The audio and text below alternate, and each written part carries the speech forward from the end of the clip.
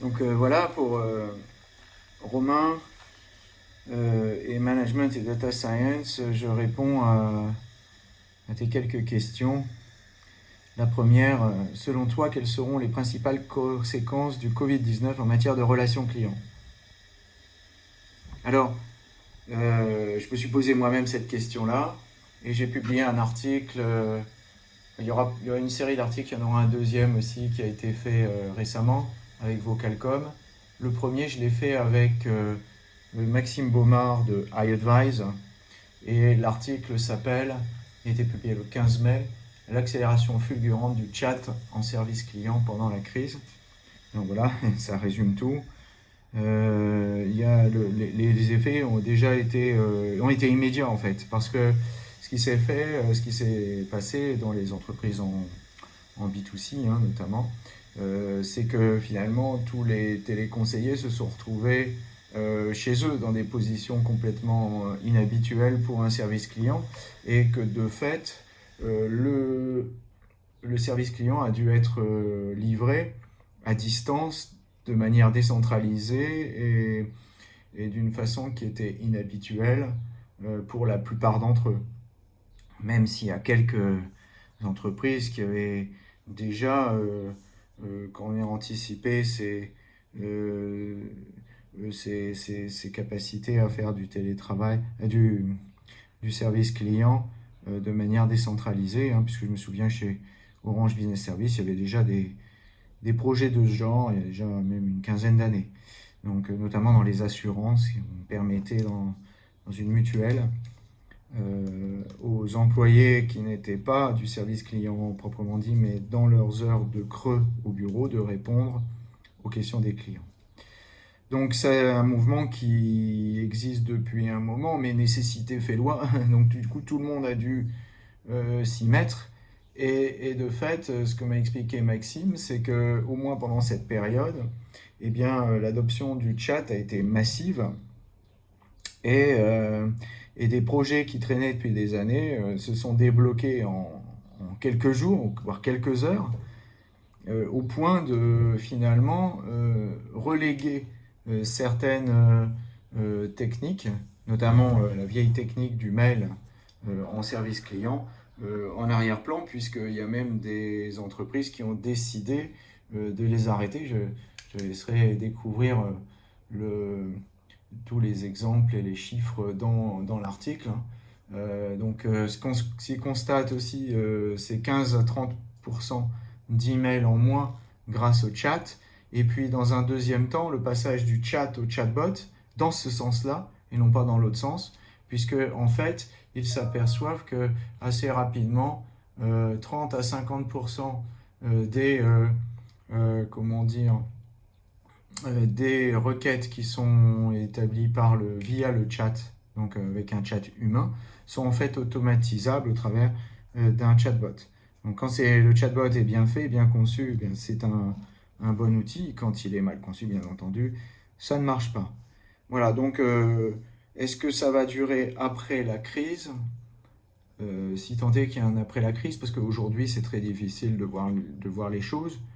Il y a aussi une certaine crispation, pour pas dire paranoïa. Donc voilà, donc c'est très difficile de prévoir les choses. Je pense qu'il faut apprendre à prévoir, à ne pas prévoir. Et quand on veut prévoir, à l'inverse de prévoir qu'on ne va pas prévoir, eh bien en général ce qu'on fait c'est qu'on prévoit le scénario le plus extrême et que je pense que ces technologies-là, elles sont destinées à rester parce que de toute façon elles étaient déjà dans l'air du temps depuis très longtemps, mais pour certaines, elles peinaient un peu à s'imposer ou à, comment dire, à briser les habitudes des entreprises, du bon vieux mail, du bon vieux téléphone. Donc, je laisse découvrir l'article du mois de mai de Maxime, avec l'interview de Maxime, parce qu'elle a donné plein de chiffres. Le deuxième point, quels sont les enjeux cruciaux en matière de transformation digitale? Alors là, j'ai répondu aussi beaucoup sur visionarymarketing.com parce qu'en fait, pendant la période de mois, on a dû changer complètement notre ligne éditoriale pour ne répondre que à des sujets qui étaient pertinents de cette période. ce qui est un peu logique. Donc je dirais, j'ai vu 5 points qui me sautent aux yeux. Le premier, c'est l'infrastructure. L'infrastructure, alors l'infrastructure au sens large, parce qu'il y a beaucoup d'infrastructures qui se passent dans le cloud maintenant. Et donc les grandes entreprises, je parle des grandes entreprises parce que pour les petites c'est facile, pour les grandes entreprises et les entreprises moyennes qui n'avaient pas prévu le coup ou qui s'étaient pas équipées pendant la période de grève, eh bien ça a été un petit peu plus difficile, il a fallu qu'ils s'équipent. Et l'infrastructure, ça peut vouloir dire plein de choses, ça veut dire aussi notamment être capable de faire travailler les employés avec n'importe quel type de terminal, parce que ça peut pas paraître idiot, mais tout le monde n'est pas encore équipé d'ordinateurs portables, et il s'est trouvé des cas où il y en a qui ont parfois pas pu ramener leur matériel à la maison, ça peut arriver aussi, et il y en a qui se sont retrouvés dans des situations où ils ont dû travailler avec leur matériel personnel. Et donc ça fait partie aussi de l'infrastructure et il faut le prévoir. Et donc ce qu'on a vu aussi se développer beaucoup dans les 2 derniers mois, puisque j'ai un client qui travaille dans ce domaine, c'est ce qu'on appelle le VDI, Virtual Desktop Infrastructure, l'infrastructure virtuelle de poste de travail, c'est-à-dire en fait la dématérialisation du poste de travail dans une sorte de cloud, mais qui n'est pas le cloud public, hein, c'est des infrastructures privées. Et donc je t'invite à voir les articles aussi sur Visionary Marketing, sur qu'est-ce que c'est le VDI, et et il faut s'y intéresser parce que c'est l'avenir l'avenir comment dire, de l'infrastructure de poste de travail. Ça fait des années, pareil, hein, c'est une longue tendance parce que les premières tentatives, c'était Citrix il y a plus de 20 ans. Et alors, je décris d'ailleurs tout cet historique dans un article sur le VDI le site. Et l'adresse, c'est vismktg.info/ET. ET comme extraterrestrial, grand E, grand T. Et ça envoie vers tout le dossier. Il y a un article sur le VDI à l'intérieur de ça. Ensuite, il y a un sujet, mais qui n'est pas un sujet pour les industriels, enfin, sauf si on considère les télécoms comme des industriels, mais c'est plus un sujet de collectivité locale, d'institutions et finalement de services publics. Et oui, vous savez, le vieux truc qu'on a ressorti du placard, là, c'est l'infrastructure du territoire. Et il faut savoir aujourd'hui que 12% du territoire n'est pas équipé en accès Internet. Donc c'est complètement impensable, quoi. Je me demande dans un sens si c'est pas pire que la Lituanie. Donc là, il y a un vrai enjeu. Il y a un vrai enjeu auquel il faut répondre. Et on attend les pouvoirs publics là-dessus, parce que je dirais s'il y a bien un sujet sur lequel ils devraient mettre le nez, c'est ça. Et c'est un sujet crucial pour le futur. Et pas seulement d'ailleurs dans un cadre de coronavirus, si je puis me permettre. Et encore, ces 12% n'incluent pas, enfin ne tiennent pas compte des zones blanches éventuelles, des endroits, comme chez nous en Ariège par exemple, où on a dans la montagne des endroits où on a Orange, des endroits où on a Bouygues, des endroits où on a SFR, on n'a jamais les trois en même temps. Des endroits où on a le 4G, mais la DSL marchouille, alors il ne compterait pas dans les 12%, mais en fait ça ne marche pas très bien. Donc en fait il y a un gros retard. J'ai un ami aussi qui travaille lui dans l'Orne, et pourtant l'Orne est un département où il y a eu beaucoup de gens qui sont partis pendant ces 2 mois. Et lui il a 1 mégabit seconde pour travailler, c'est vraiment pas beaucoup. Ensuite, le quatrième point, ce sont les applications métiers dans le cloud. Ça non plus, c'est pas nouveau, mais je pense que ça va s'accélérer. Parce que justement, il va falloir accéder non pas seulement aux applications standards, bon ça, c'est pas un problème, mais c'est surtout aux applications métiers. Et je pense qu'il y aura aussi des impacts en termes de peut-être rationalisation de ces applications métiers. Et on verra dans le futur pas persuadé qu'il y ait toujours autant besoin d'applications métiers, mais bon, il existe aujourd'hui des logiciels dans tous les domaines, donc je suis un peu circonspect, mais je pense qu'il y a encore beaucoup de travail à faire autour des applications métiers qui sont encore le point qui bloque en fait. Euh, la, Comment dire, la virtualisation, j'aime pas trop ce terme, mais des infrastructures logicielles et matérielles.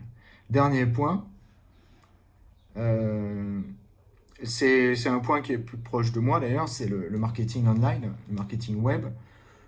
Soyons clairs, c'est la discipline la plus importante du marketing depuis des années dont personne n'a rien à faire. Je veux dire, c'est à chaque fois le sujet le plus stratégique, mais finalement qu'on fait toujours passer derrière. Quand je regarde, et je refais souvent les sites des clients, je dirais, à part peut-être dans la high-tech où on a acquis une certaine maturité, et encore, il y aurait beaucoup de choses à dire. Il y a énormément de retard qui est pris dans les entreprises qui considèrent encore leur site web comme quelque chose d'accessoire, présentent leurs produits de manière assez maladroite, qui ne pensent pas à leur call to action, qui n'ont pas créé de contenu profond autour de leurs offres pour amener du référencement, mais aussi comment dire, amener un service à leurs clients qui permettent ensuite de déclencher des besoins. Or, cette logique inbound, eh ben, elle est devenue indispensable. Elle était utile, maintenant elle est devenue indispensable. Et puis, donc je pense que là, c'est pareil, c'est un rattrapage de 20 ans, mais bon, ça va finir par arriver. Il y a un manque encore de maturité dans ce domaine, et surtout, mais c'est un peu de la faute aussi des fournisseurs de technologie qui ont tendance à essayer de vendre leur technologie comme des solutions miracles. Euh, et beaucoup de ces solutions technologiques sont très intéressantes, hein. J'en suis moi-même un fanatique, mais ça n'empêche que la technologie, elle est toujours la plus efficace quand on sait la mettre en œuvre. Ça a l'air bête, hein, ça a l'air évident, c'est un truisme. Mais bon, voilà, comme toujours les truismes, c'est pourtant pas fait sur le terrain.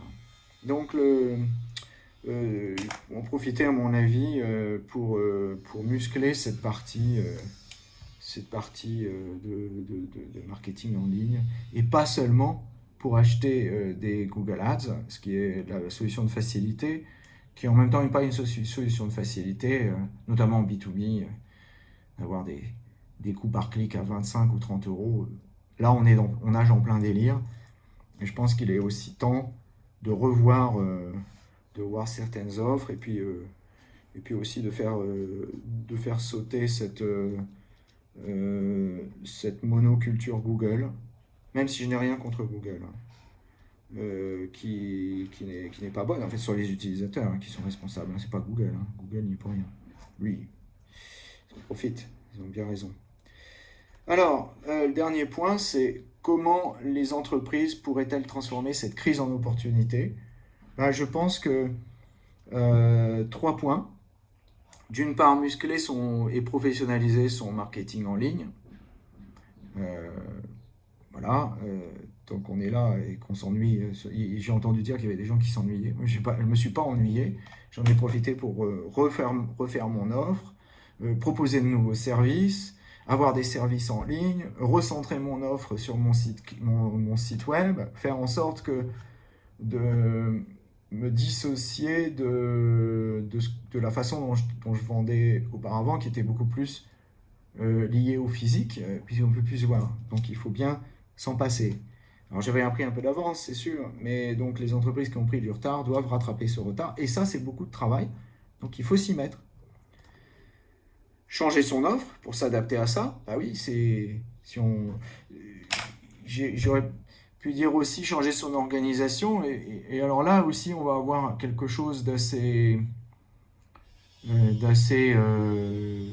finalement scindé en deux. J'en parle dans le bouquin qu'on a sorti avec Hervé Cabla et 6 autres auteurs, qui s'appelle le confinement expliqué à mon boss.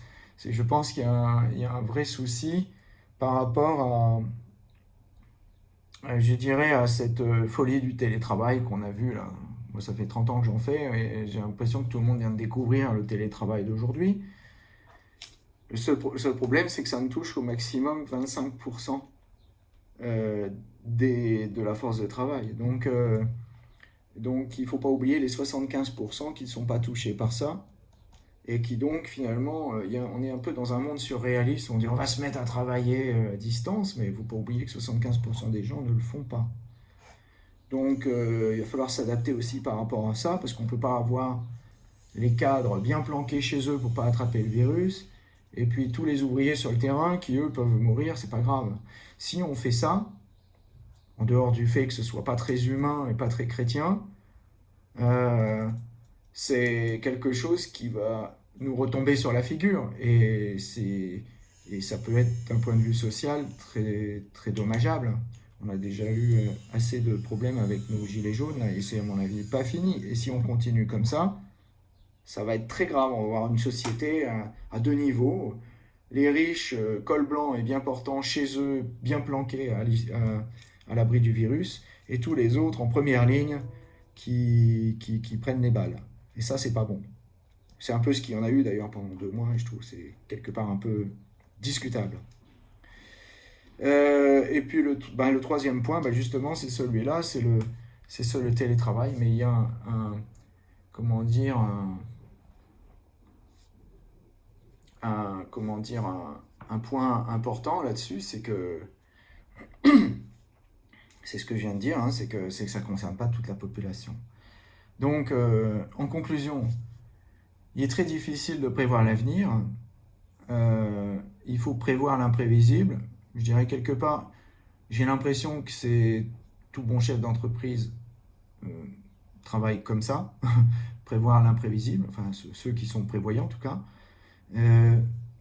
Ceux qui savent s'adapter, s'adapteront, et puis les autres, il y aura forcément ce qui va se passer. Je pense qu'aussi,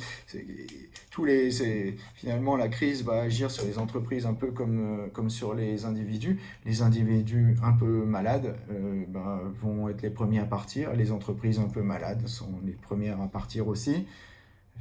Tout le monde, là, je vois des informations comme quoi Renault pourrait disparaître, mais en même temps Renault était très malade, donc c'est pas nouveau, même si on leur souhaite pas de disparaître, c'est pas étonnant.